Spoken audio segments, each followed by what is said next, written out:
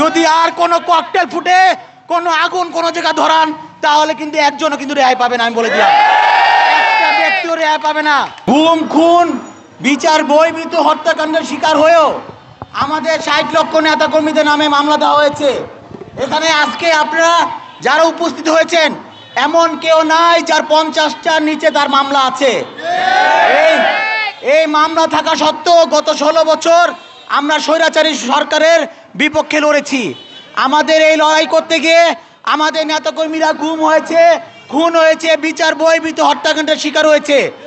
আমরা এই 16 বছর আন্দোলনের, গত জুলাই আগস্ট আন্দোলনের ফসল এই স্বৈরাচারী সরকার এই দেশ থেকে বিতাড়িত হয়েছে।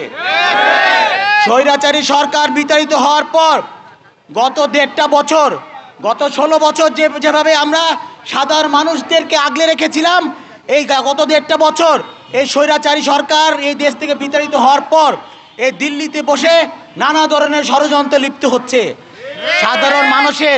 সাধারণ মানুষের পাশে আপনারা ছিলেন, দিন নাই রাত নাই আপনারা টহল দিয়েছেন এলাকায়, যেন কোনো সাধারণ মানুষদের ক্ষতি হতে না পারে। আপনাদের একটি কথা মনে আছে যে কাওয়া কাদের বলেছিল যে আওয়ামী লীগ যদি আজকে দেশ থেকে চলে যায় তাহলে 1 লক্ষ মানুষের মৃত্যু ঘটবে। এ কি ঘটেছিল? কোনো একটা মৃত্যু ঘটে নাই। কারণ বিএনপি সহিংসতা রাজনীতি করে, এখন ধৈর্যশীলভাবে রাজনীতি করে, কোনো সহিংসতা দিকে যায় না। আমাদের দেশনেত্রী বেগম খালেদা জিয়া 2018 সালে যখন কারাগারে যেতে নিয়েছিলেন, তখনই কিন্তু যিনি ইচ্ছা করতেন সেদিনই শুধু অবরোধ ঘোষণা করতে পারতেন,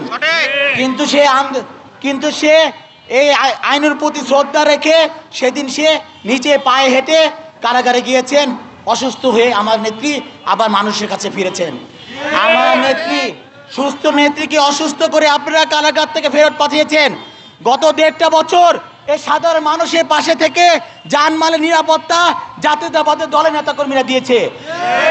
সাধারণ থানাগুলি, একটা থানাও পুলিশ ছিল না, সাধারণ মানুষের পাশে আমাদের দলের নেতাকর্মীরা ছিল। আজকে 3 দিন ধরে আপনারা বাংলাদেশের বিভিন্ন আনাচে কোনাচে ককটেল ফাটাচ্ছেন, অগ্নি সংযোগ করছেন। গত 16 বছর আমরা মানুষের পাশে ছিলাম, গণতন্ত্র এবং ভোটাধিকার প্রতিষ্ঠার জন্য, মানুষের দেখভালের জন্য। আমাদের নেতাকর্মীরা গুম হয়েছে মানুষের সেবা করার জন্য। আমার ভারপ্রাপ্ত চেয়ারম্যান জনাব তারেক রহমানের নির্দেশে। আর যদি একটা ককটেল ফুটে, তাহলে আমরা ঢাকা মহানগর যুবদলের যে কয়টা থানা আছে, 26টি থানা এবং 71টি ওয়ার্ড, আপনাদের অনেক শুভাকাঙ্ক্ষী এখনো এলাকা আছে, আমরা কিচ্ছু বলি না। শুধু আপনাদের প্রতি সহানুভূতি দেখে যদি আর কোনো ককটেল ফুটে, কোনো আগুন কোনো জায়গা ধরান, তাহলে কিন্তু একজনও কিন্তু রেহাই পাবে না। আমি বলে দিলাম, একটা ব্যক্তিও রেহাই পাবে না। বাংলাদেশ বিশাল জনগোষ্ঠীর দেশ। আমরা 16 বছর গণতন্ত্রের জন্য লড়াই করেছি, মানুষের ভোটাধিকার প্রতিষ্ঠার জন্য লড়াই করেছি। আমরা এখন সুষ্ঠু এবং সুন্দর ভোটের জন্য অপেক্ষা করছি। এই ভোট নিয়ে নানা ধরনের তালবাহানা করছেন, নানা ধরনের ষড়যন্ত্র করছেন। কোনো ষড়যন্ত্র চলবে না। গত 16 বছর আমরা যদি এই গণতন্ত্র রক্ষার জন্য আন্দোলন করে থাকি, আমাদের নেতাকর্মীরা গুম খুন হয়ে থাকে, তারপর আমরা মাঠে ছিলাম। আরও যদি 10 বছরের জন্য মানুষের ভোটাধিকার প্রতিষ্ঠার জন্য আমাদের লড়াই করতে হয়, আমরা তাই করব। সুতরাং আবারও সাবধান করে দিচ্ছি, ককটেল ফাটাবেন না, অগ্নি সংযোগ করবেন না। রাজপথে আসেন, রাজপথে মোকাবেলা হবে, ককটেল ফাটাবেন না। গুপ্ত হামলা চালাবেন না। আমরা আন্দোলন করেছি, ককটেল ফাটা নাই। আমরা ইটা দিয়ে যুদ্ধ করেছি,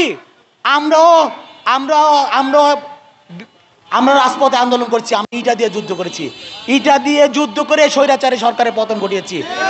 এই স্বৈরাচারী পতন ঘটাতে গিয়ে আমাদের অনেক নেতাকর্মীরা খুন হয়েছে। লাস্ট যে জুলাই আগস্ট আন্দোলনে ইটা দিয়ে যুদ্ধ করেছি আমরা। সুতরাং আর কোনো ককটেল ফাটাবেন না।